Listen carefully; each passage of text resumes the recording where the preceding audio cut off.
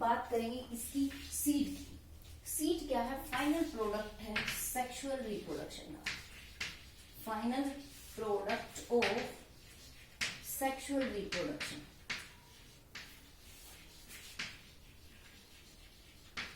Seed is the final product of sexual reproduction, or we can say it is fertilized ovule. Fertilized ovule को भी हम क्या बोलते हैं? It is known as seed. Seed is the final product of sexual reproduction. It is also known as fertilized ovule. Seed consists of, seed क्या क्या consist करता है? Seed coat. Seed consists of seed coat, cotyledons and embryonal axis.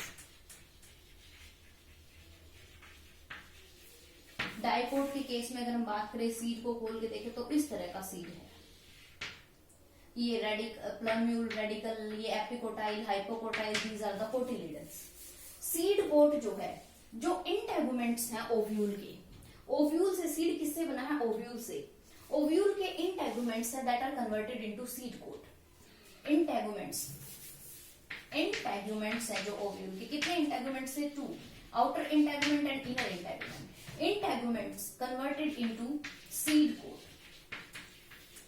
Outer integument जो है that is known as testa. Seed coat में अब ovule के अंदर 2 कवरिंग है, 2 इंटेगुमेंट है, तो सीड कोट में भी 2 कवरिंग होगी।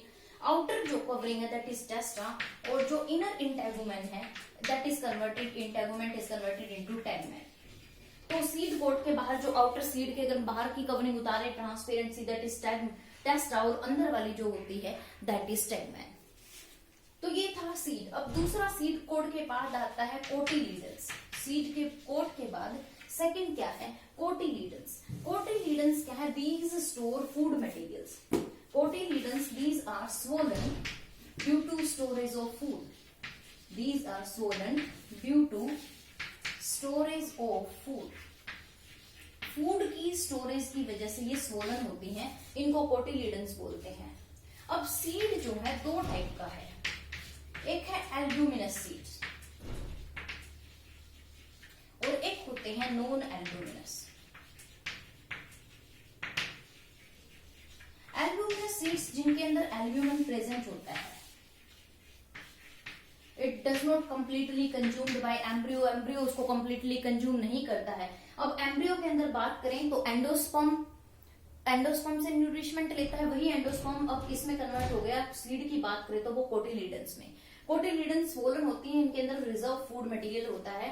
तो अगर फूड कंप्लीटली कंज्यूम्ड नहीं हुआ है तो वो एल्ब्यूमिन प्रेजेंट है, तो वो एल्ब्यूमिनस होते हैं, जैसे कि वीट, मेज, कैस्टर, बार्ले, ये एल्ब्यूमिनस सीड्स हैं। And if albuminous is completely consumed, यानी कि नो एल्ब्यूमिन इज प्रेजेंट, अगर कोई भी एल्ब्यूमिन प्रेजेंट नहीं है तो वो नॉन एल्ब्यूमिनस सीड्स होते हैं, जैसे कि पी है, ग्राउंडनट है, ये होते हैं नॉन एल्ब्यूमिनस सीड्स। क्लियर हुआ कोटिलीडन्स के बारे में? तो सीड के अंदर अगर फूड स्टोर है तो वो एल्ब्यूमिनस, अगर वो कंप्लीटली कंज्यूम हो चुका है then they are non albuminous. अगर एल्ब्यूमिनस और नॉन एल्ब्यूमिनस एग्जांपल पूछ लिया जाए तो वो तुम्हें पता हो। नेक्स्ट जो है, अब क्या होता है कुछ में, जैसे कि ब्लैक पेपर और बीट है,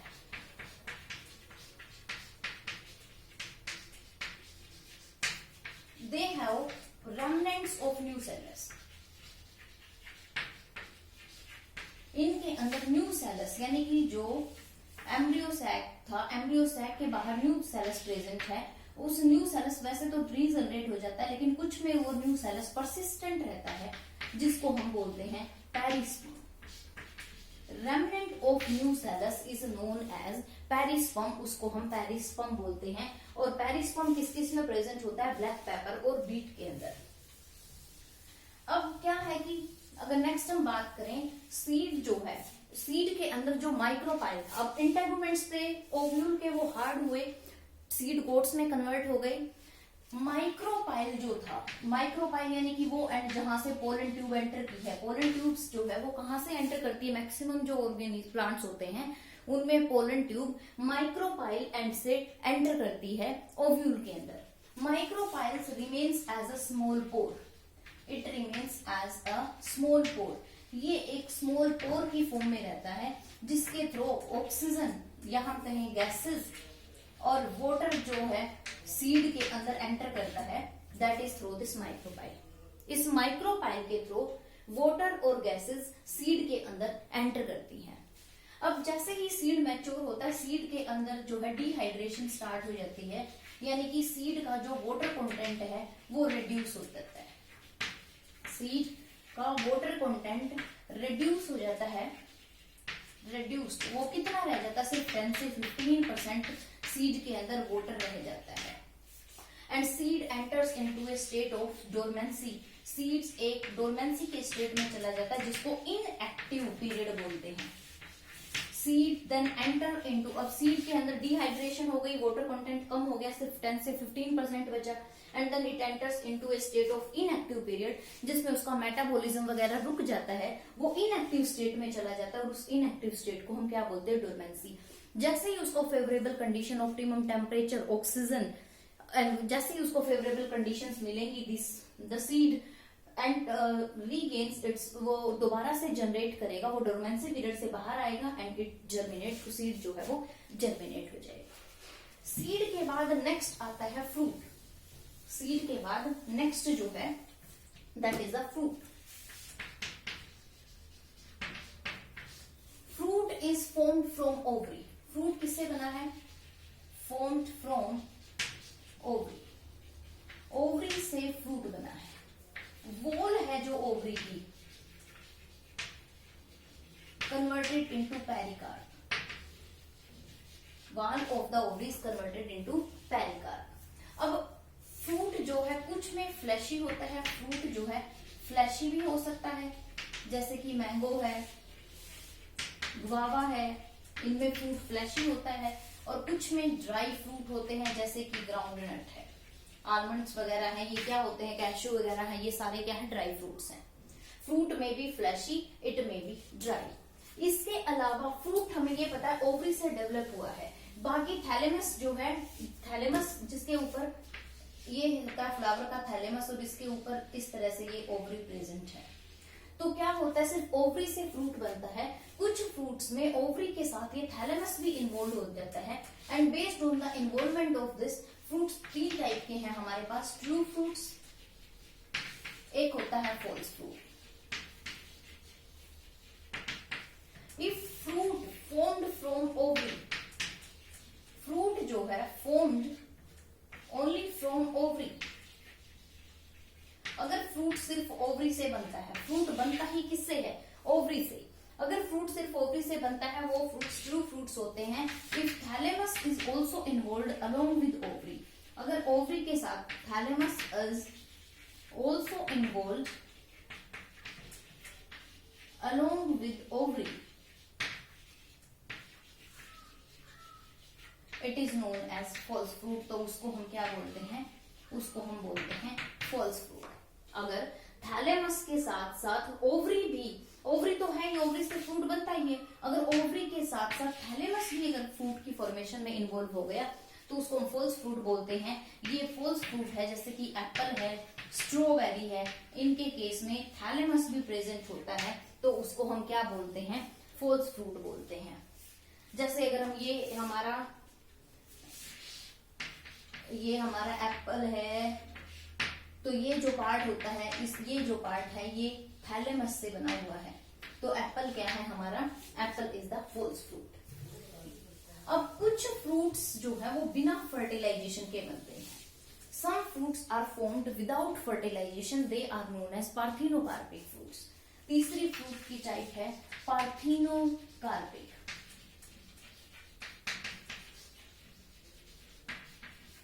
पार्थिनोकार्पिक फ्रूट्स क्या होते हैं? Fruits formed without fertilisation. जो फ्रूट्स विदाउट फर्टिलाइजेशन से बने हैं उनको हम पार्थिनोकार्पिक फ्रूट्स बोलते हैं, जैसे कि बनाना है, इनमें बिना फर्टिलाइजेशन के फ्रूट्स बने हैं। तो अब नेक्स्ट सीड जो है, अगर हम बात करें सीड अब कितने टाइम तक वायबल रहते हैं? डिहाइड्रेशन और डोरमेंसी जो है, डिहाइड्रेशन यानी कि उसका जो वाटर कंटेंट रिड्यूस होता है, डोरमेंसी जिसमें वो इनएक्टिव स्टेट में चले जाते हैं। दोनों ही फार्मर्स के लिए इंपॉर्टेंट होते हैं, क्योंकि डोरमेंसी के स्टेट में अगर वो नहीं गया तो हम उसको स्टोर नहीं कर पाएंगे तो वो जर्मिनेट नहीं, तो हम हर साल नए सीड्स कहाँ से लेकर आएंगे। तो डोरमेंसी और डिहाइड्रेशन दोनों ही सीड की स्टोरेज के लिए इंपॉर्टेंट है। अब सीड का जो वायबिलिटी पीरियड होता है कि सीड्स जो है कि कितने टाइम तक वो वायबल रहते हैं, कितने टाइम तक वो एक्टिव रहते हैं, वो डिपेंड करता है, अलग अलग सीड्स अलग अलग वायबल पीरियड होता है। सबसे पुराना 10,000 ईयर्स पुराना सीड जो है that is of lupinus आर्क्टिकस।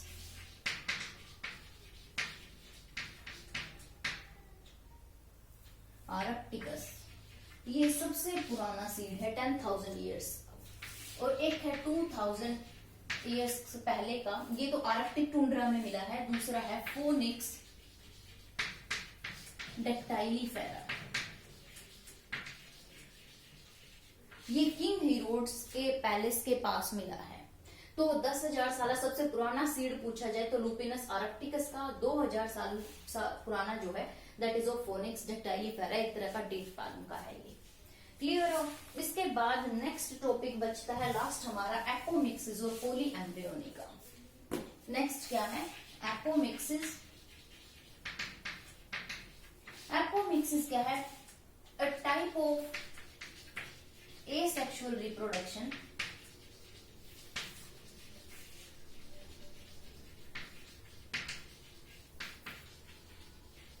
that mimics sexual reproduction।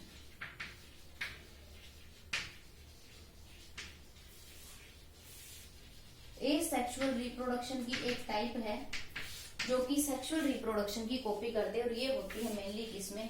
Grasses के अंदर। इनमें क्या होता है? डिप्लॉयड एग बनता है। Diploid egg is formed without reductional division.